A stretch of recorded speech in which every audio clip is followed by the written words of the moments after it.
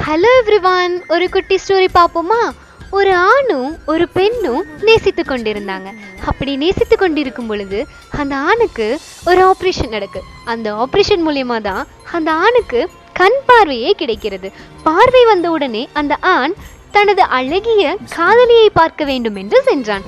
ஆனா அங்க போனோன்னு அந்த காதலனுக்கு ரொம்பவே ஷாக்கான ஒரு விஷயம் என்னன்னா, தனது காதலிக்கும் கண் பார்வை இல்லை என்று தெரிகிறது. அப்பந்தான் அந்த ஆண் சொல்றான், பார்வை இல்லாத உன்னை என்னால் திருமணம் செய்து கொள்ள முடியாது போன்ற வார்த்தைகள் எல்லாம் பயன்படுத்தி அந்த காதலியை ரொம்பவே காயப்படுத்துறான். அந்த காதலியோ இதையெல்லாம் கேட்டு மனமுடைந்து, உன்கிட்ட இருந்து இதை நான் எதிர்பார்க்கவே இல்லை, சரி இனி நீ என்னை பார்க்கவும் வராத, ஆனா என் அழகிய கண்களை மட்டும் பத்திரமாக பார்த்துக்கொள் என்று சொல்லிவிட்டு அந்த இடத்தை விட்டு சென்றுட்டா. அப்போதான் அந்த ஆணுக்கு புரியுது, தனது காதலி தான் தன் மீது கொண்ட மிகுந்த பாசத்துடனும் அளவு கடந்த நேசத்தோடையும் தான் அந்த காதலி தனது காதலனுக்காக இந்த கண்ணையே அர்ப்பணம் செய்தாள் என்று.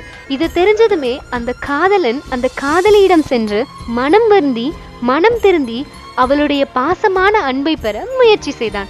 ஆனா என்ன பண்ணி என்னங்க பிரயோஜனம்? யாருடைய அன்பையும் உதாசனப்படுத்தாதீங்க. ஏனென்றால் ஒருவருடைய அன்பை முழுதாக புரிந்து கொள்ளாமல் தூக்கி எறிந்து விட்டால் மீண்டும் அவரிடமிருந்து அதே அன்பையும் அதே பாசத்தையும் பெறுவது மிகவும் கடினம். யாரையுமே உதாசனப்படுத்தாதீங்க. ஒன்ஸ் அவங்கள உதாசனப்படுத்திட்டீங்கன்னா அவங்கள நீங்க தேடும்போது அவங்க உங்ககிட்ட இருக்க மாட்டாங்க.